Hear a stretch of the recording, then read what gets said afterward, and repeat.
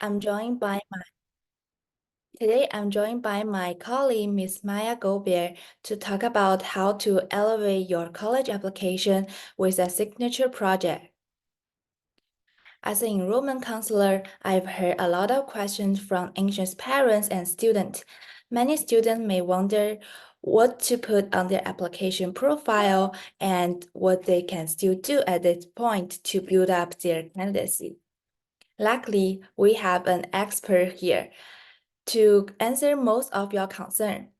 So for students who have conducted similar program before, you will learn how to utilize this experience into your application materials. For students who are still looking for opportunities to show their leadership and creativities, you are going to learn how to conduct such projects through real student cases. So if you have any question during this presentation, please feel free to leave your comments under the chat box. We will answer all of your questions near the end of the webinar. Before we start, I'd like to talk a little bit more about what we do here at Scholar Launch. Scholar Launch was founded in New Haven by a group of educators from Harvard, Yale, and Dartmouth. We help students transform their interests into tangible outcomes through research and entrepreneurship programs. And the result has been proven that our programs play major role in the admission process. Over 95% of our students got into top 50 universities, and 74% of our alumni got into at least one of top 20 universities and Ivy League school. We work with over 300 professors, scholars, and experts from top universities and industries. Our faculty advisor cover over 50 subject areas.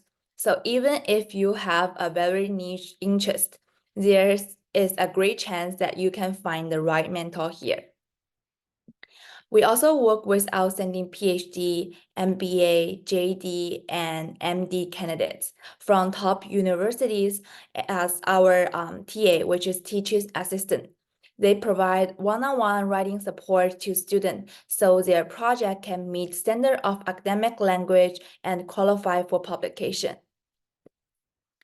Now I'm going to hand it over to my colleague Maya to start with today's content. Maya is our Director of Student Innovation and the Leadership Innovation Lab. She graduated from Cornell with top honor and has extensive experience in entrepreneurship, education, and college admission. Maya, you can take it from here. Hi, everybody. Thank you for taking time to listen to us today. So thanks, Ash, for the introduction. Let's dive right into it. So I'm going to start with talking about the value of signature projects in profile building. All right. So presumably all of you here understand to some extent about the US application system, the kinds of things that are required on your Common App, etc. All right. Let's talk about typical profile building involved in a application to these top schools in the US. Okay, so presumably you have some kind of subject area, could be anything, environmental science, engineering, STEM, comms, whatever you want. You could go with some identities.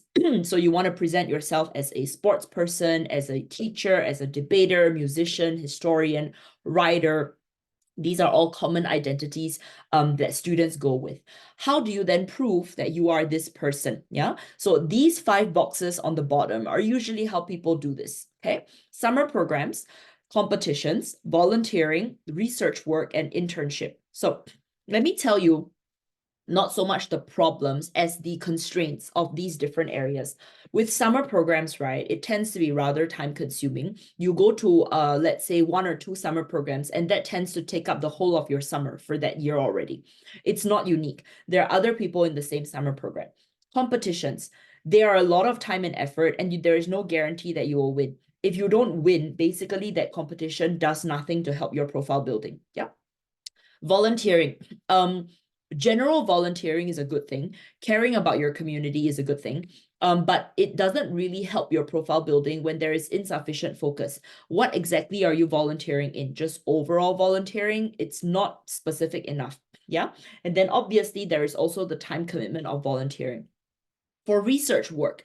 Now, if you're just going to decide to do research work on your own, that may not make much of an impact. Anybody can say, read a Wikipedia article or a couple of academic journals and be like, okay, I have now done research. Doesn't really count. It's difficult to find the right mentor. It's difficult to hone in on the right choice of topic for your specific profile. And as for internships, it's the same with summer programs, right? Internships are a time commitment, and whether or not it's useful to your profile is highly dependent on whether you create deliverables in your internship. That means during the time that you were doing this internship, what did you actually produce? So that means that you need to find an internship that actually produces something, which is not all internships. Okay. So all of these factors count together to show you that it's not going to hit the maximum of what you need to hit to give you the kind of profile that will get you into these top schools. Okay. Now, personal qualities. You also want to try and prove these personal qualities, right? When you're in your application, you want to try and prove that you are someone who cares about their community, who is a natural leader, who is naturally resilient, etc., etc. These are all the kinds of personal qualities that top schools care about. You can check their official website. What are the kinds of students that we are looking for? They will tell you they are looking for students with these kinds of qualities. Okay. Now, when you write a personal statement claiming that you are someone who never gives up, this is essentially what you're doing. This graphic on the right, okay? You are smiling at the school and telling them, indeed, I am such a person. Please just trust me. Take my word for it, okay? So obviously, that's not going to get very far, okay? What is the takeaway here? In any typical profile building activity, you are not the only person doing it. So if you are not the only person doing it, you are by definition not unique. So we know that uniqueness is what gets you very, very far. You need to be the only such person, okay? Profile building needs to be intentional, focused, strategic. It is not just a random accumulation. You don't just do everything and anything and then hope that it will work, okay? It is not an accumulation of everything and anything somewhat related to your direction. Not only is that not a good idea because it won't work, it also means that you risk burnout because everybody needs to sleep, everybody needs to eat, everybody needs some social time, yeah? So the amount of time and energy you have is limited. You need to be very intentional, very focused, very strategic about this, all right? These elusive personal qualities that top universities are looking for, like natural leader, charisma, etc., these things can only be proven through action. So don't just ask me to trust you. Show me through action that you are this kind of person, all right? So getting to what I'm trying to tell you, which is your signature project, a signature project, is the centerpiece of your profile building. It really should be, in my opinion. It is the only thing on your application that is entirely and uniquely you. Why? Because you made it. So by definition, it's unique. Nobody else has it because you created it. Yeah. So if done right, your signature project is the center of everything else in your profile, everything else in your application, like personal statement, activities list, supplementary essays, choice of major. It's all tied together by this one signature project. Example, okay? These are real students' common apps, my students from the past 3 years. There's this student in Japan who started this philosophical discussion society in school where he just gets together with other kids who enjoy this and then they talk about various topics related to philosophy after school. This student ended up getting into Columbia. There's another one that's related to refugees. So refugees that get on those dangerous boats to cross the Mediterranean to try and reach Europe. He fundraised to help these refugees settle down in their new countries, social justice related, accepted to Brown. And there is a last one, which is a student who actually made an app called Carify to match up people who want to volunteer with volunteering opportunities. This is more career oriented because this student was obviously a CS student and they wanted to do something to show that they care about this issue, but also to demonstrate their technical skills. All right. These are 3 examples.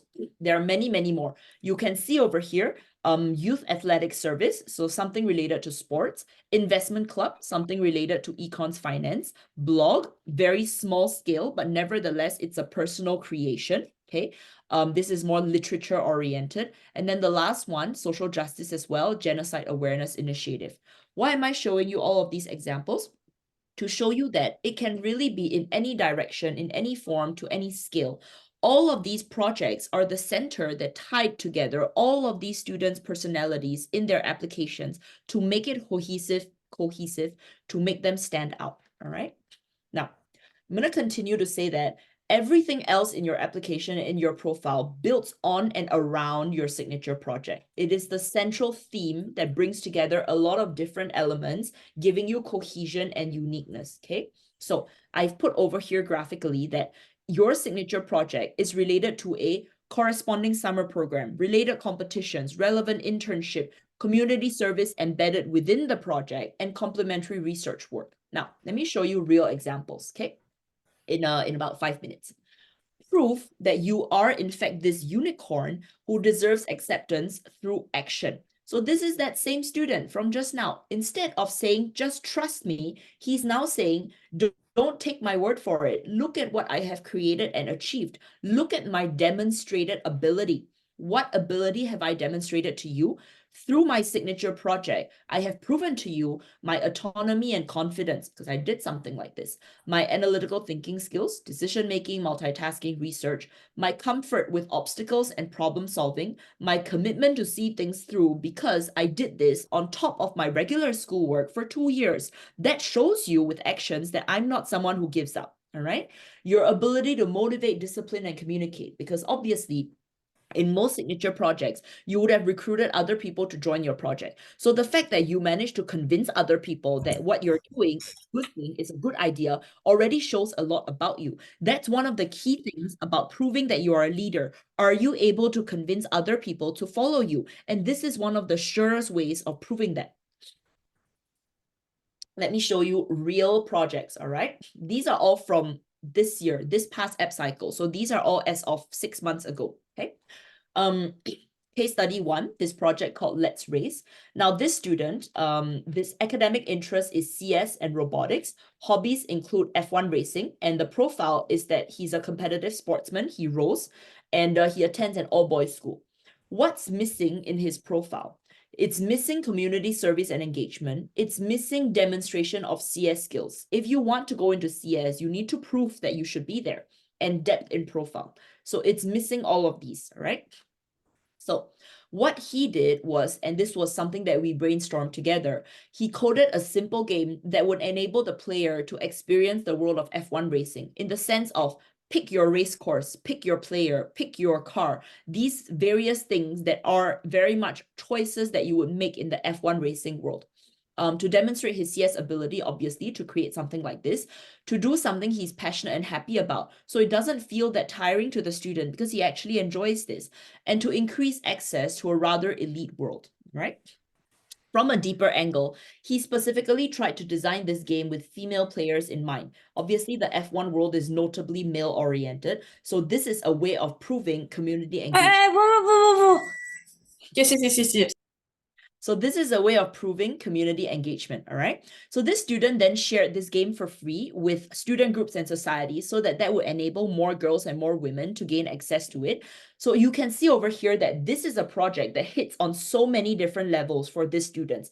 It fits all the missing elements that he's missing. It has a strong equality community impact, and it's an excellent platform for him to demonstrate his technical ability, right? Let me show you furthermore how it became the centerpiece of his entire profile, okay? With this one signature project, let's go around. Research work. How does it impact research?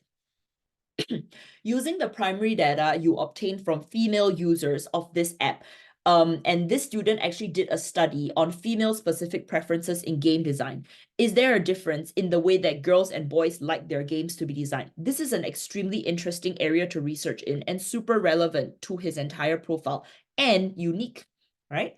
Internship. He obtained an internship using this signature project as a proof of potential and ability, and more targeted internship work building on this angle started with this project. So what kind of internship should he go for? He should probably go for something that is related to CS, not only that, but also something to do with equality, something to do with empowerment. So it's a more specific internship angle. Competitions. Selectively attend or support hackathons or CS-related events that encourage female participation. This already narrows down all of the competitions that exist in the world that you could potentially join for CS, narrows down into a specific field that you can focus on that will really help your profile more than any other competition because it's targeted, all right? Summer programs. Attend a summer program that is more specific to profile, related to game design, equality, workplace advocacy, so that ultimately when you write on your college application, everything makes sense why you did that. Okay, volunteering. Now, no need to waste extra time and energy for general volunteering, unfocused volunteering, because the community engagement and service theme is already clearly evident from this project. So you don't need to spend extra hours showing that you care about the community. Yeah. All right. Second example here for everyone, a metaphysical review. So this is a student J. Academic interests are humanities, literature, journalism, hobbies, poetry, and event planning. Profile, writer, Asian Canadian, this matters. So based on what profile you are you Asian American? Are you Asian Canadian? Are you from India? Where are you from? Given your demographic profile, there are some projects that will work better for your profile, that will work less good for your profile. So all of these things are factors that we take into consideration here at the Leadership Innovation Lab when we brainstorm things together with our students. Yeah. He's also quite strong in STEM. What's missing in his profile is demonstration of community organizing skills. How do you prove that you are in fact the kind of leader that can organize something in a community for the benefit of the community?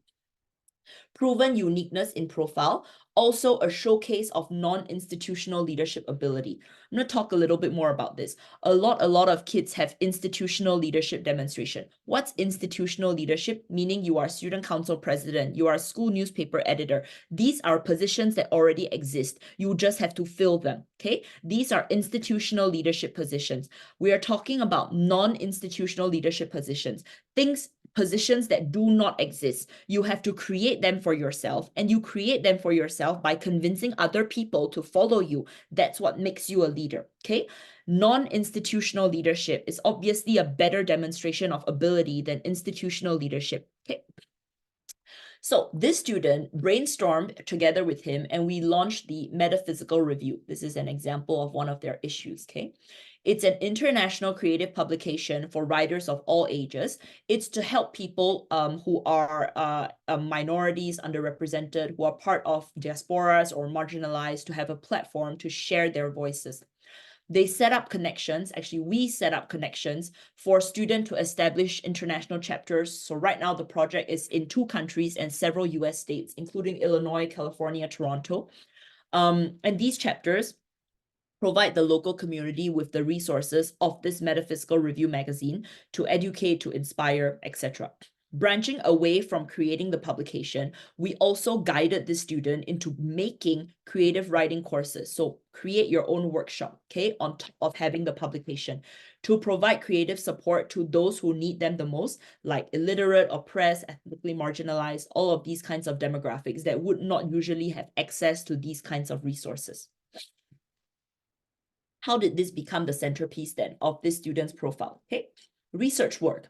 Using the primary data obtained from 2 countries and I think 5 states, do a comparative study between Canada and the US on the availability of creative support within the formal education system.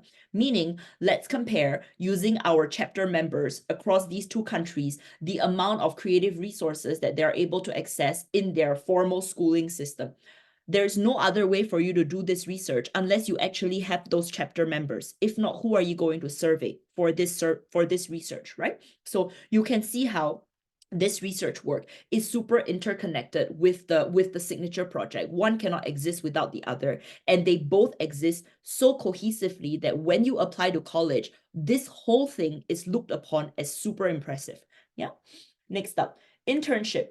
Obtain an internship using this signature project as proof of ability, proof of potential, and he then arranged a collaboration between the place that he was interning and his own project, so that his own project became an official partner of his internship company.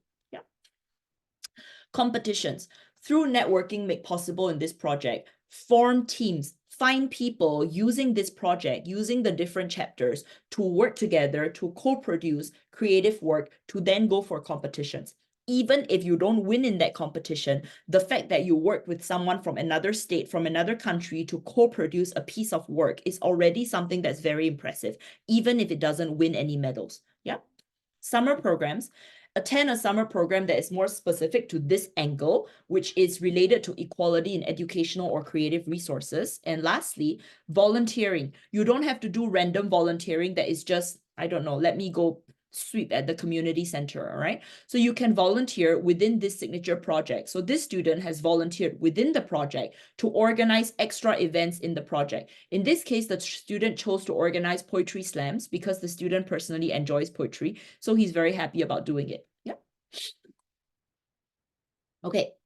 Third case study. A group of girls decided to do something. This is in China, yeah.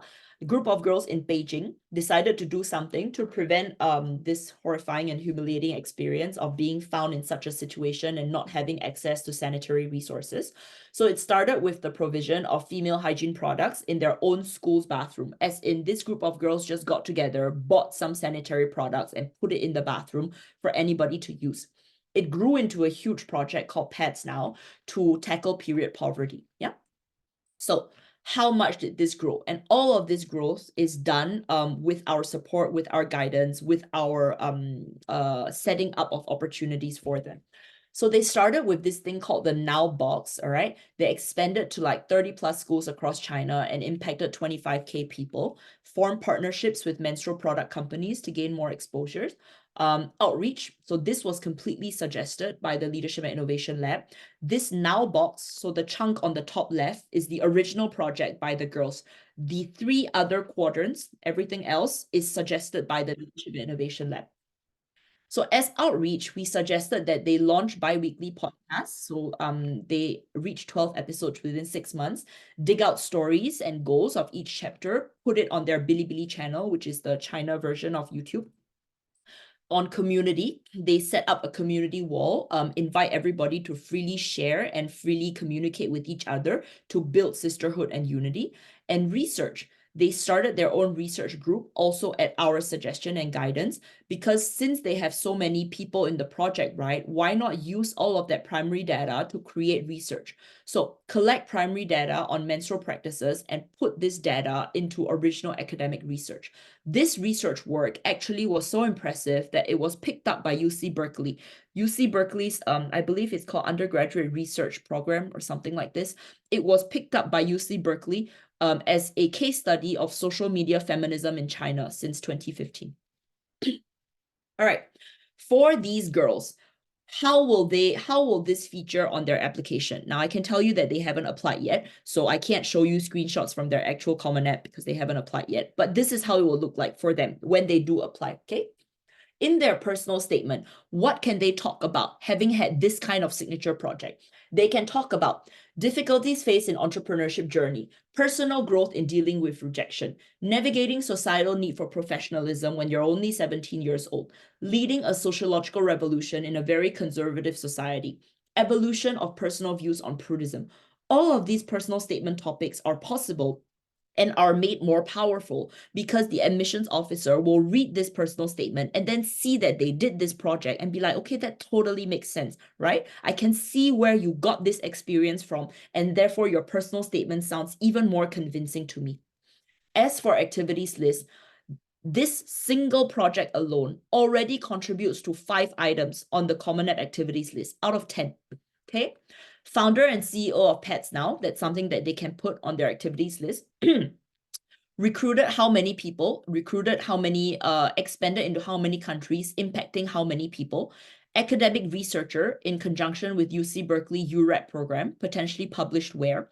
Co-founder of this podcast, how many episodes, how many audience reached. Co-founder of Rural Education Project, where they donated sanitary products to schools in rural China, helped how many people. Do you see how from this one single signature project, how it branches out and fills up all of your activities list, well, a big part of it, and it's all fitting together because it all came from this one project. Yeah. Supplementary essays. Now, based on what you decide to write in your personal statement and what you chose as your major, you can use any of these other essay topics in your supplementary essay. And choice of major. A signature project like this can be used to justify business, finance, entrepreneurship major, sociology, feminism, comms, marketing, media, education, anthropology, all possible justifications.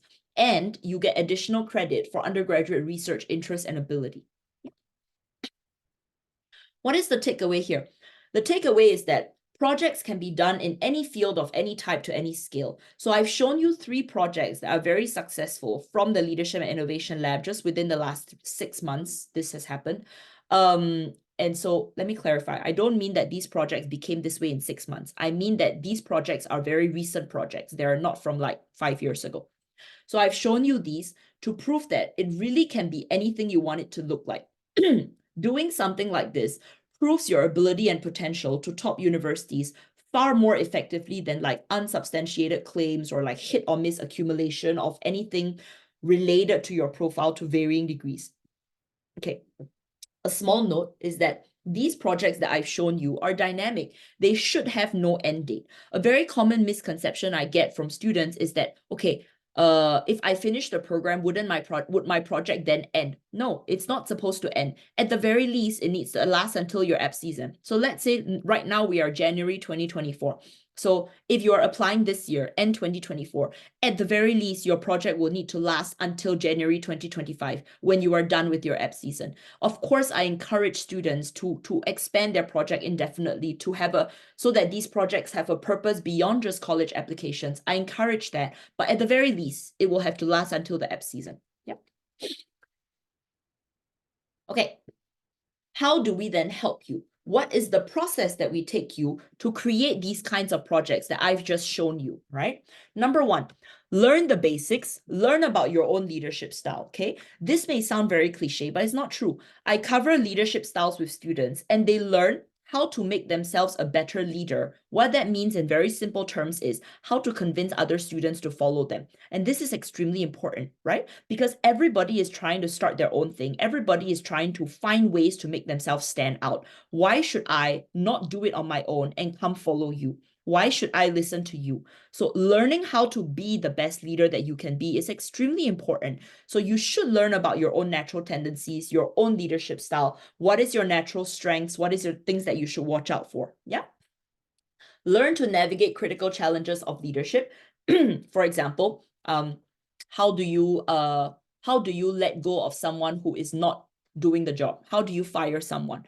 Not many students at 16, 17-year-old know how to navigate this conversation. So that's something that we teach them as well. Understand the key pillars of entrepreneurship. We also show them successful stories, not just from the adult world of like successful entrepreneurs like Elon Musk. No, we show them successful stories of other students who have done this, other students who have managed to do several APs, have maintained their GPA, plus have a project like this. How did these other people manage? So it makes the situation more real for the students because I'm not showing you some random entrepreneur that you don't know or don't care about who is like 45 years old. No, I'm showing you another student just from last year who's also 17 years old and did something like this. These kinds of successful stories make a difference for these students. Not only do they understand what they have to do, it also motivates them because they understand that, I can do it too. Look, somebody else like me did this. Right? Now, this chunk, the theoretical chunk, is a very small part of the program. It's like 20% max. Most of the program is very hands-on, very execution. It's about doing your own project, starting it right now. For me, the best time is always now, okay? So I want my students to start their project, to do what they said they would do right now in the program. So it's not just plans, all right? It's dedicating time to develop a plan. And then once you have that plan, do it, okay? We also connect students with a faculty advisor or an industry expert so that they can have not only the support of the Leadership and Innovation Lab, they can also have an industry expert to come and tell them whether or not this is a good idea. Let me explain. So for instance, if there is a student wanting to do a philosophy podcast, I think this was a student, I spoke to her about 2 months ago. So she wants to run a podcast to talk about various philosophy subjects, okay? So we would arrange for this student to go speak to a philosophy professor. I think in this case, she spoke to a philosophy professor from, I want to say Stanford, so that the professor gave her comments and feedback about which specific philosophy topics you should cover for such a podcast, combined with that expert advice, plus the guidance from the Leadership and Innovation Lab about how to launch a project. This makes that project even more successful. Yeah. We then teach students everything that they might need to know: recruitment, work protocol, how to handle marketing, how to fundraise, how do you run a for-profit, non-profit based on what you want to do, how do you course correct, everything, all right?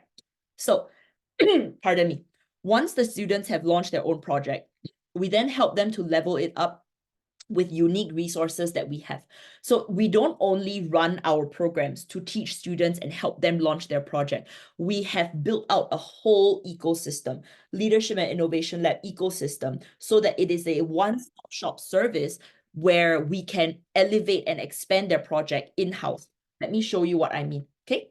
So before I get to that, let me say step by step, from brainstorming to execution, what this process actually looks like, okay? We start by considering the student's future direction, academic or otherwise. What are you trying to do? Where are you trying to go?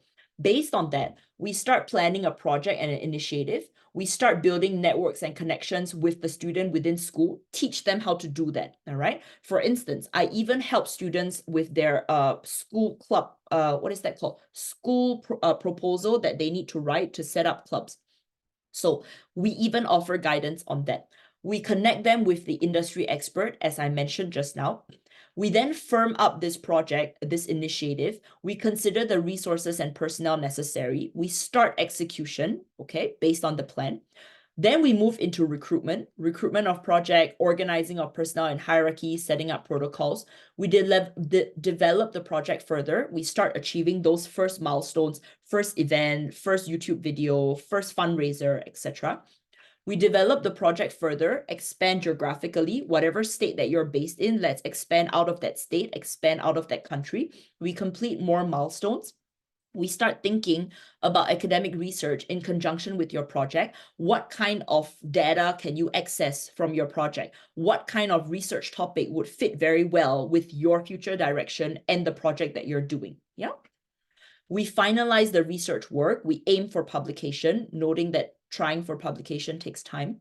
We continue to develop the project. We target to feature the project on multiple platforms, club fairs, showcases, noting that these are all platforms that we run in-house. It's within our Leadership and Innovation Lab ecosystem. So we are able to give that as an opportunity to students to elevate their projects. Yeah, it's not that I tell these students, please go outside and find some platform to talk about your project. No, it's all in-house within what we are able to do for our students.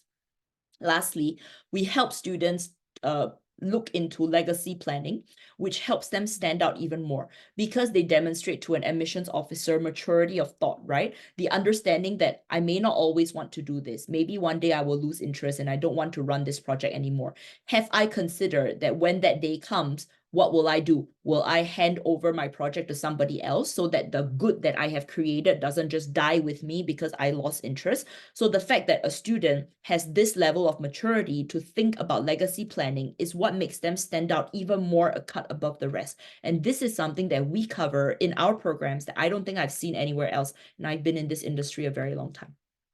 Okay. The little ecosystem. These are all the things that we have in-house beyond our programs to help our students, okay? For instance, active curation by our instructors to link up students and projects. I'll show you an example of this later. We have our marketplace for recruitment and connection. We have direct takeover of existing student projects. We have our Lil Speaker series where we invite experts, professors, etc.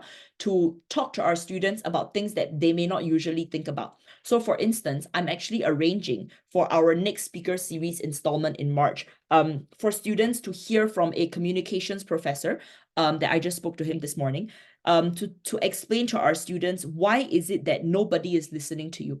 Why do you feel that you are talking and talking and talking and you cannot get anybody to listen? Why is that? How do you make people listen to you? So I'm going to organize the next installment of our speaker series for students to learn about this from a professor. And that's part of our Lil network. We also have our twice a year showcase, which is a platform for students to share about their project on an international level. We have our IDEaction Global Pitch Competition, in-house competition for students to compete to win funding. Funding is given out through the Lil Venture Fund, which gives out up to $10,000 a year to student projects to help them grow. Literally free cash to help student projects grow.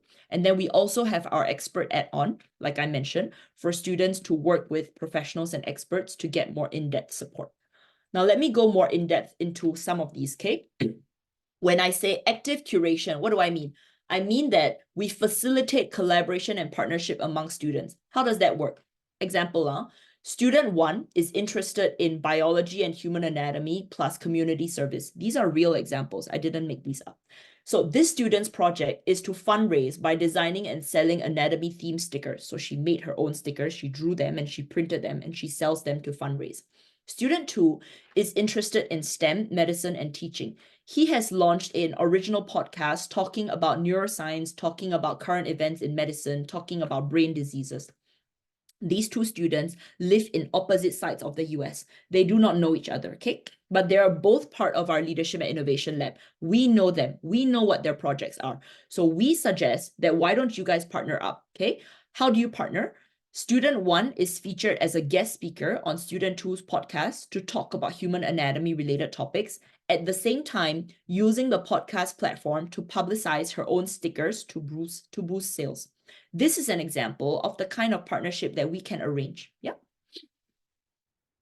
This is a screenshot of our proprietary student organization marketplace. I personally built this and maintained this, like the backend database. This is so that students can join and recruit easily, okay? It's live, it's dynamic, it's curated by me, and it's international. All of these things over here are student organizations. So obviously the information has been redacted, but you can see that these are the student organizations in our network that you can either post your own organization there and get other people to join, or you can find something to join if, let's say, you don't want to start something. Yeah. Installing students directly into key positions. You can see this tag over here. It's called Leader for Takeover. We have in our repository existing student projects that other people have set up, but they have lost interest. So they don't want to do it anymore. That means that those projects exist, but there's no leader. So the branding is there, the work is there, everything is done, but the leader has moved on to other things. So for the right candidate, if there is a right fit, and this would depend on your own choice of major, your own direction, etc. If there is a right fit, we can install students directly into this existing project. So you don't have to start anything from scratch. You can just inherit a project. And I think that this is honestly quite magical. I don't know anywhere else that has this. All right. Additional boost for our students, like I mentioned, showcase twice yearly for students to display their projects, raise the tone of their work to the next level, gain some conference presentation experience. The next one is going to be in April 2024, Research and Innovation Showcase.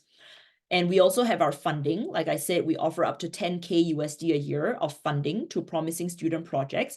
I think that based on, as far as I can see, we are the only venture fund in existence dedicated to funding high school level student projects. So there are other funding sources available, but they're not dedicated to high school level. That means that a high school student would have to compete with like college age or adults for that funding. And obviously you would be at a disadvantage if you're much younger and have much less experience. Lastly, competition. We organize twice yearly this IDEaction Global Pitch Competition, giving students a competitive platform to get accreditation, get recognition for their project, and funding is distributed to winners. Yeah. So in these in-house opportunities that we have created for our students, they can also join me in managing these. They can join the Showcase Planning Committee. They can join the Lil Venture Fund as a limited partner. These are actual extracurricular activities that they can then put on their Common App as things that they've done to boost their profile. All right. So I get that there's a lot of text here. If you don't want to read it, that's fine. What I'm trying to get across is it is not just joining a Lil program. It is joining the whole Lil ecosystem. You will get far more than just that one program, all right? From everything that I've explained just now, from speaker series to funding opportunities to in-house extracurricular activities to showcase opportunities, recruitment, all of these things that you get from just being part of our Lil ecosystem via one program. Honestly, the benefit is I'm really trying to bring across the size of the benefit that a project within the Lil will have compared to if you tried to launch your own project outside of Lil, where you would have to individually find all of these opportunities to be able to achieve the same effect. Okay, so after all of this, what do our programs look like? So we have all formats. We have a more intensive one and an extended one. It's really just depending on your pace of work. So we do it in groups, we do it in individuals. All of our programs allow you possibility of access to industry experts. All of our programs involve a lot of instructor office hours, instructor screen time, takes you through the same steps that you would need to know to set up your own project. The difference is really your own working style. If you prefer to work faster or if you have less time, then maybe the Lil intensive program is for you. If you prefer a little bit more guidance, more hand-holding, let's proceed at a slower pace, then perhaps the Lil extended is for you, okay? The quality and the help that you will receive is the same. It's just a working style issue. All right. We also have more freestyle services. We have our Lil Ongoing as well as TA add-on services. Lil Ongoing is not a structured program in that it's really just whatever it is that you need help with. There's no structured syllabus. We will help you in a freestyle manner, personalized to students' needs, right? And so these sessions can be used in whatever way the student wishes that will best help the expansion of their project, okay? For instance, we can discuss project plans, we can hands-on assist with your project, we can help you with website improvement, or we can even use that time that we have to practice public speaking techniques. If you have a speech that you want to give to convince other people to join your project and you want to practice that speech, we can do that in the Lil Ongoing program. TA add-on, we have this service. Students can get hours with extra hours with professionals and experts to get even more in-depth technical assistance. For instance, if you have zero idea how to code a website, but you want to make a website from scratch, right? To prove that you are capable of doing something like this, our TA add-on service would be the service that can help you do that. We will be able to match you with a mentor to literally walk you through how to write code. All right. Now, from the last app cycle, actually the current app cycle, we're still in it. So the year 2023 to 2024 app cycle, these are our early round results, just early rounds, since we don't have the regular round yet. You can see over here that we have more than half of the Ivies over here represented, as well as top schools from the UK. I think we have Imperial College, we have Oxford, I don't see Cambridge yet, but we have Oxford for sure. And we have quite a lot of representation in the top 20 schools. So we're very proud of our students, and this really goes to show the impact and the strength that doing a project like this can help to your profile. All right, some program dates. If you join our individual programs, that's flexible and it can start anytime and it's fixed to your schedule, as in the instructors will adapt to your schedule. If you join the group programs, these are upcoming 2024 program dates. The ones that are crossed out are ongoing, so it would be quite hard to join those, but the ones that are coming up are fully open and we will welcome you. All right. I'm going to stop my presentation over here and hand the time back over to my colleague, Ashley. I think we might have a little bit of time at the end for me to answer some questions. Thank you so much, Maya, for this informative presentation. Before we take questions, I'd like to talk about the program we have for this year. So we have many research and entrepreneur programs for students over 7th grade. Apart from the leadership program, we also offer a research program to middle and high school students. So here you can have a full view of all program type we offer. Next slide, please, Maya. So from here you can see a lot of program we offering this year. So most of this program can be upgraded to one-on-one format if your student prefer more individualized experience. And you can take the screenshot here and send the inquiries to us at teenscholarlaunch.org of this webinar. So next slide is the application deadline for all the group programs. You can apply through our website or contact us after the presentation. If you'd like to sign up the Leadership and Innovation Lab, the earliest deadline is March 9th, 2024. So please make sure you submit all the required information before that. So right now is Q&A section. So I received some questions from parents. The first one is, my kids doesn't have any idea on how to start an organization. Can you help on this? Yes, yes, yes. I work with a lot of students who come to me with zero idea, and brainstorming is something that we're able to help with. Yes. All right, thank you, Maya. The second question is this program only for business major? No, not at all.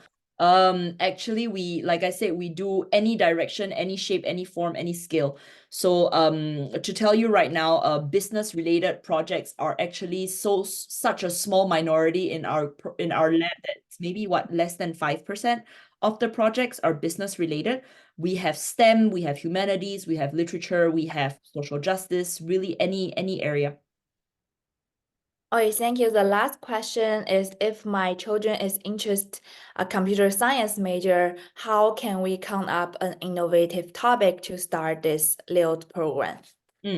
So like the example that I gave you, right, about the one who did the game on Formula One racing as a potential CS major. So how did we decide on Formula One racing as the theme? So what I'm trying to say is that I would need to know more about your child other than just a potential CS major. What is his interest? What are other elements on this child's profile? What are some things that we can use to pull together from different parts of what he currently likes to form a project for this child? So in summary, there are many different kinds of CS related projects possible and available, and I would just need to see what is the specific idea that will work for this student given their interests. Yeah. Okay, so this is all the question I've been received. All right. I see one last one about areas where we have connections. We do have connections globally, more in some places, less in other places. What I can say is that we are quite resourceful. So when a student project arises that needs connections in certain places, we find it. So that's part of the kind of benefit of being in the Leadership Innovation Lab, is that you are not the only one finding connections for yourself. We are a team supporting your child's project or your student's project to help you find those connections to elevate your project. Yep.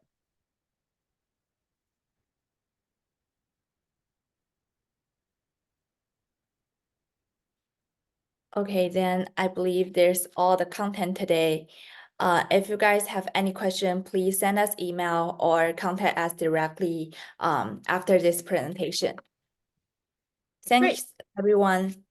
Thank you, everybody, for listening to us. Have a lovely day.